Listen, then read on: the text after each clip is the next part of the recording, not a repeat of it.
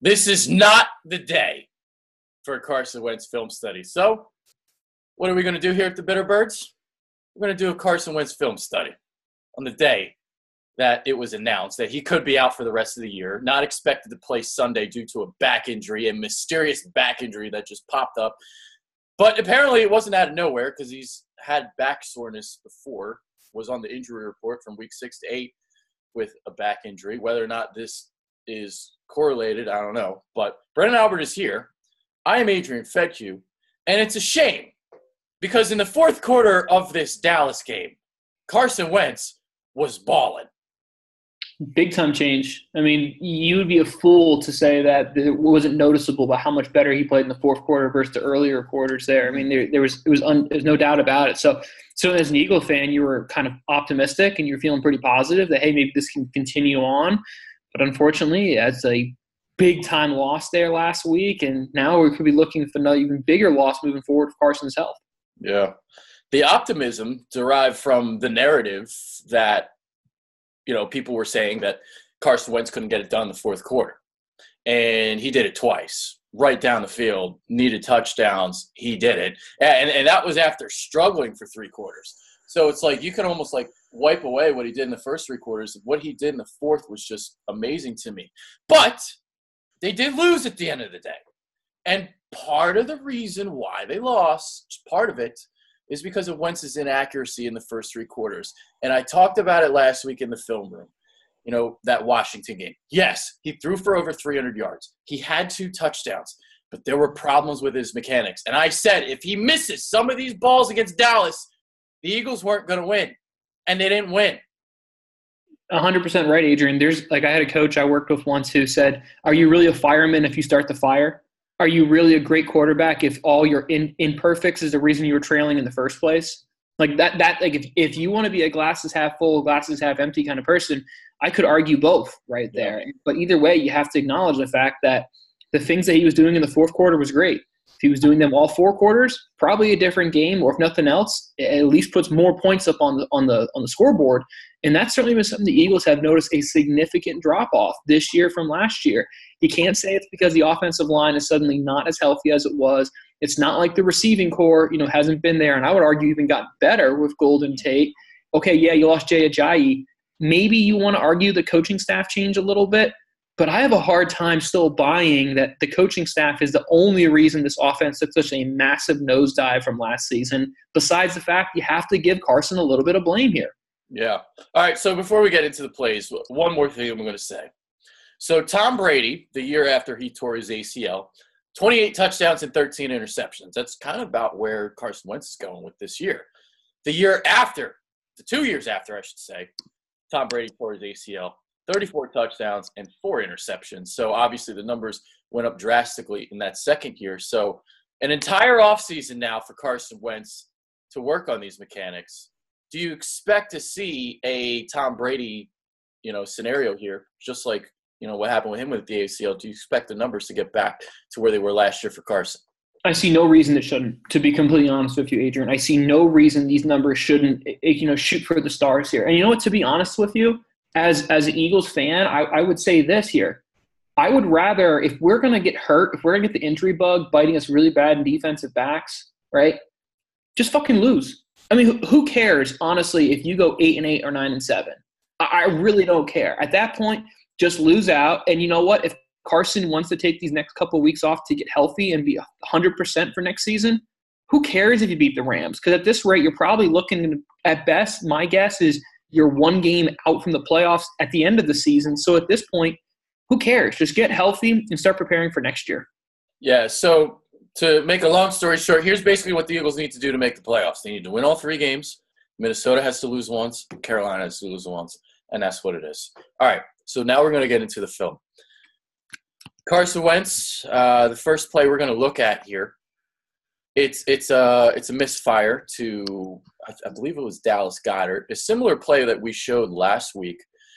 So mechanics here, he's fading away, and he misses this one. He overthrows. Overthrows again, another problem here. This is going to be one that when we looked last week, it was going to be on the opposite sideline, but it's the same general idea. Last week, I believe it was to Nelson, if I remember correctly. Yeah. But this week we're going to see here, man. I mean, it's just a simple sail route right up the sideline. Right here. I mean, look, we have a linebacker, and as good as Leighton Vander Esch is, and Adrian, both you and me loved him pre-draft, okay? As good as he is, this should be a completion every single time. You have one of the best tight ends, if not the best tight end in the NFL, going against a rookie tight end or rookie linebacker. You can see here, Carson's body's fading, so what happens? Ball's not going to be as accurate as we need it to be. It's a small thing. I get it. But if you want to be an elite quarterback, you have to be consistent. You can't just make this throw in the fourth quarter. You have to make it in all four quarters. Yeah, we're going to see the end zone angle here. Unfortunately, I think his feet might get cut off because I remember looking at some of these clips and, I think let's see. Yeah, you can't really see that much, but you can see him fading away a little bit. And that safety, I mean, can't get over the top. Should have been a completion. Yeah, no doubt about it. All right. So next thing we're going to look at is what?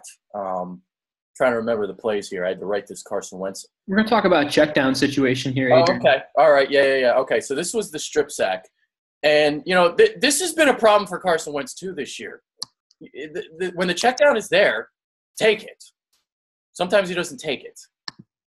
Yeah, and my biggest issue I have with this is, first off, it's a first down situation. 59 seconds before the second half, it's first down, okay? It's not like – let's double-check this. I believe the Eagles had – Yeah, you're almost in field goal range. But this wound up being huge. This is basically almost why the Eagles lost the game, because you had the 6-point turnaround. It's a points on the board situation, absolutely. Yeah, and then they hit a 62-yard field goal. So he doesn't sense the pressure, and it's a strip sack. And strip sacks, that's been a problem for Carson Wentz this year. What really irks me about this play is Carson starts here with Darren Sproles on the left. And Carson moves Darren Sproles. You move a guy because you think you have a systematic advantage of Sproles being on the right side. And then essentially what do? You never even look at him. So pre-snap, you decided this is a good thing. And then what happens? You never even look at the guy. And I get it. Sometimes you don't have the ability to get through all through your progressions. But if you pre-snapped move him, it's because you knew going into the snap, before the ball was snapped, you had an advantage here of Darren Sproles coming out to the right side. That's why this play really irks me, Adrian. Yeah. Man, and that was just such a humongous.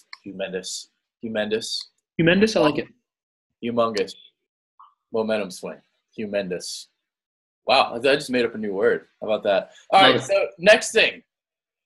This is a wide receiver screen. There's plenty of time for Carson Wentz to set his feet, but he doesn't.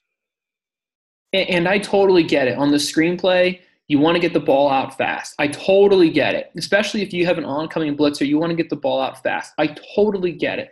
But the other thing you have to remember here is you only get one shot at this screenplay. If they're bringing a blitzer, sometimes you're going to have to stand in there and take a hit. Because if they're bringing a blitzer, that tells me numbers-wise, we have an advantage now on the perimeter. So what bothers me here is, I mean, what is that? Look at this.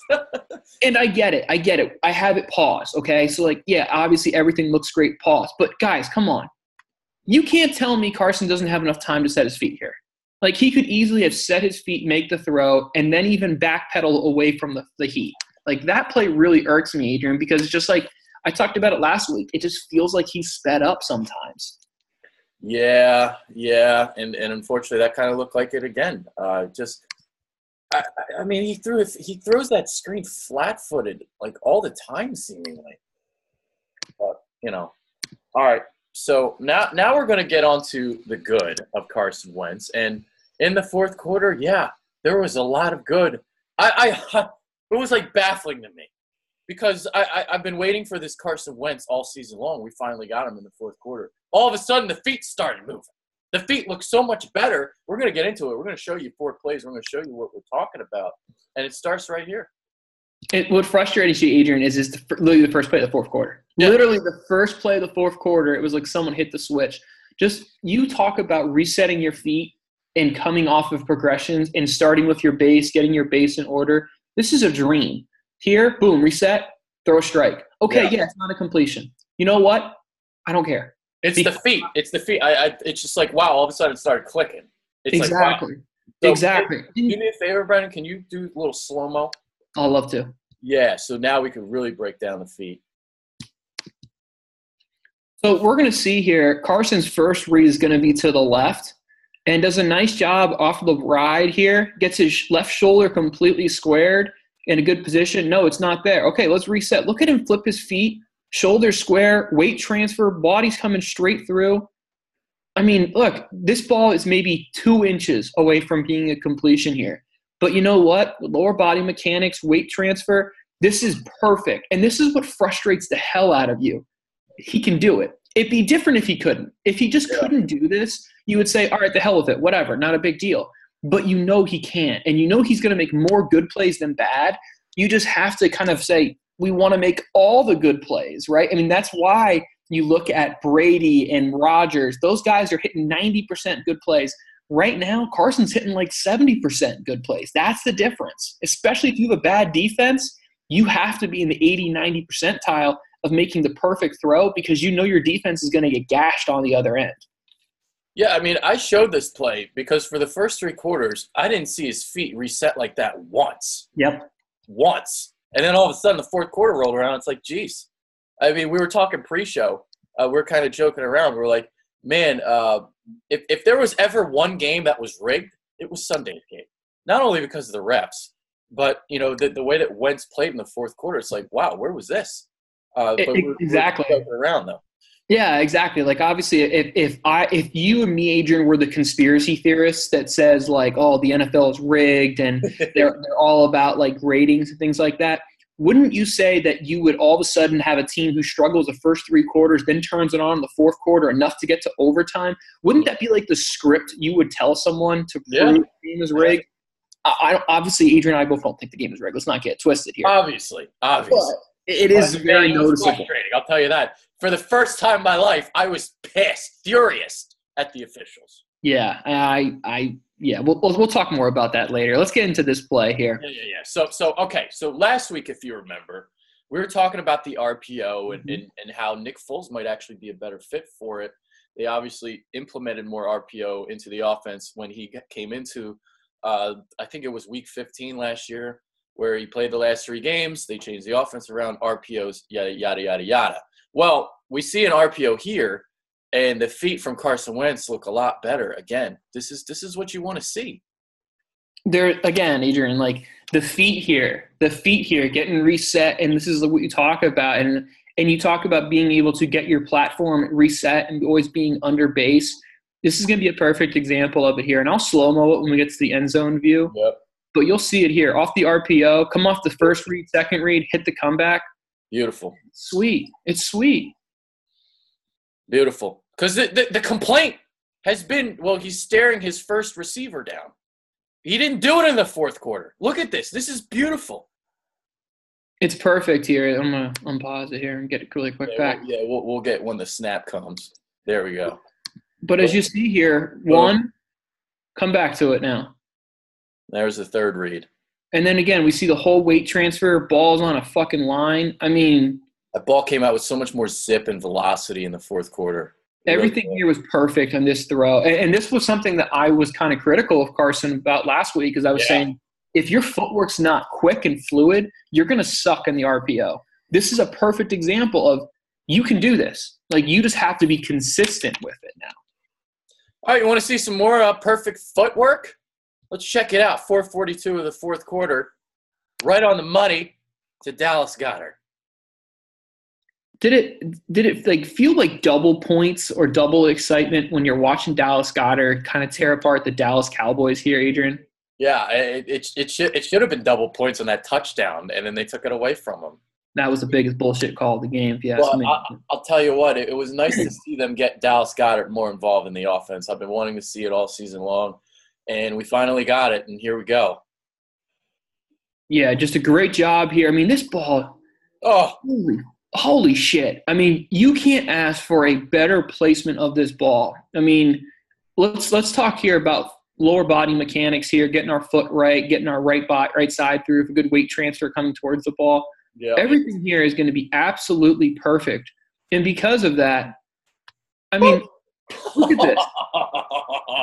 This window is so freaking small for it to be on a line. If it was on any more of a loft, you allow the corner the ability to redirect and come downhill. So it has to be on a line. But Holy shit, man. I mean, ball placement here is unbelievable. This is, as an Eagles fan, like Adrian, you said, you just kind of almost wish that it was like, where the hell was this all season, man? Because this is what gets you so freaking excited. Dude, and it got me excited even for Sunday's game. It's like, yeah, the Eagles have to win 3 in a row. Yeah, it looks bleak.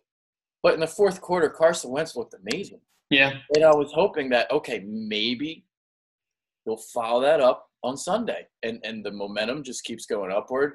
He just keeps coming back each and every week. He comes slowly back. And it seemed like he had it in the fourth. And then, of course, today the news comes, and it's just like, oh. Right when you think you have him back, there's this. Yeah, I'm with you. I totally get it. I mean, and Adrian, before we go into this play, to me, if there's even a doubt that this could be an aggravated injury or something that can linger, you shut him down and you play Foles the rest of the year and you ride it out, and whatever happens, happens. But you don't mess around with Carson at this point in time because, Adrian, as you and me talked about, it's not very likely the Eagles make the playoffs. It's not impossible, no, but I wouldn't mess around with this. Yeah. All right, the last play we're going to look at here, the 42-yarder to Nelson Aguilar.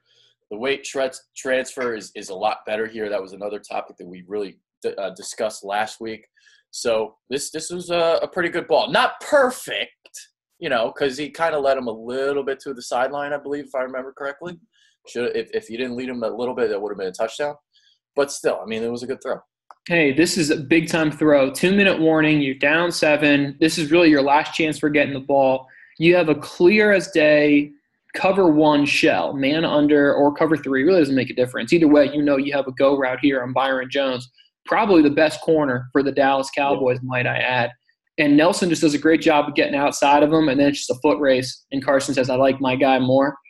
Man, big-time throw here. Yeah, Adrian, we both agree. Could this should have been a touchdown? Probably. But you know what? Everything else about this throw is immaculate. So you're going to live with this and be thrilled it's a completion, and ultimately it led to the tying touchdown here. Yeah, you're thrilled, again, because it comes at a critical point in the game. This has been the knock on Carson Wentz all season long with the fourth quarter and how he can't get it done in crunch time. Well, he did it, multiple times. So you can't really say that anymore. I mean, he was as good as he could be in the fourth quarter. That was vintage Carson Wentz, the Carson Wentz that I've been waiting for all season long. I'm with you, man. And here's the thing. It's a bummer. It's frustrating. It's annoying as hell. But at this point, look, best case scenario, the Eagles sneak into the playoffs and you don't have the defense to stop the teams that you're going to have to play. Yeah. I honestly believe, and I get it, you can't really tank in the NFL like you can in the NBA. But I honestly believe it's in the Eagles' best interest as a franchise to not make the playoffs and bench Carson, stay healthy. Honestly, my biggest concern would be, what do you do with Foles? Because you want to get him out there, but if he gets hurt, you worry about what his next move then could be for next season. Well, the thing that people are talking about in Philadelphia is if he somehow miraculously turns around the season. It's like, you Nick Foles is going to lead you to the playoffs again? I ain't going there, but some people are. No, let's pump the brakes there. What Nick Foles did was incredible, and I would argue borderline of a miracle if you look at traditional standards for what normally happens when you're backup. It was a borderline miracle, man, because like last year it was at the same time when Carson Wentz went down. I said the season was over, man. And then you saw Foles play those first couple games. It was over. It was over. Yeah. Look, either way, injuries bite every team in the NFL. I mean, in the end of the day, you got to be a talented team. Yeah, you got to be a well-coached team, but you also have to be lucky. You really do. You really have to get lucky with the injury bug not biting you. It's lived in the Eagles' defensive backfield. The defensive line has not produced the way you thought this year. It's just not the year for the Eagles to repeat, and that's okay. It just means we have to reload and look at next season and go into 2020. Yeah. It's a long way away, bro. It is, buddy. A long way away. Yeah. Okay. All right, that's it. I got nothing else. But that was a good show today. We got through a lot. We saw the good of Carson Wentz, and hopefully we see this next season when it comes back. hopefully, we'll see. Because Ian Rappaport isn't exactly the most trustworthy person in the world. Well, I'm in a weird spot. Yeah, Eagles have not confirmed this report as of yet. Just saying. Yeah, and I'm in a weird spot, just like I'm sure a lot of people are, where I have Carson as my fantasy quarterback going into playoffs. So do I. Oh my God, I didn't think I picked up Josh Allen today just because of lack of better options. No, God, he's my only quarterback too. I'm 10-3.